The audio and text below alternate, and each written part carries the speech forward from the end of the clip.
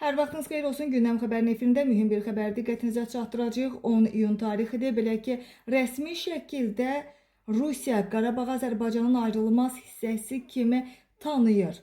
Bu sözləri Rusiya Xarici İşlər Nazirliyinin sözçüsü Mariya Zakharova bəyanatında verib. O, Rusiya prezidentinin köməkçisi Vladimir Medinskinin Qarabağı mübahisəli region adlandırmasına münasibət bildirərkən bu fikirləri səsləndirib. Zakharova vurğulayıb ki, Rusiya Federasiyası Qarabağın Azərbaycan Respublikasının suveren ərazisi olduğunu tanıyır və bu mövqedə dəyişiklik yoxdur. Xatırladaq ki, Rusiya prezidentinin köməkçisi Vladimir Medinski Ukrayna müharibəsini Qarabağda mövcud olmuş vəziyyətlə müqayisə edib. Azərbaycan Xarici İşlər Nazirliyinin mətbuat katibi Ayxan Hacızadə isə Putinin köməkçisinə kəskin şəkildə sərt cavab verib və bildirib ki, dövlətlər arası münasibətlərə xələl gətirilməsin.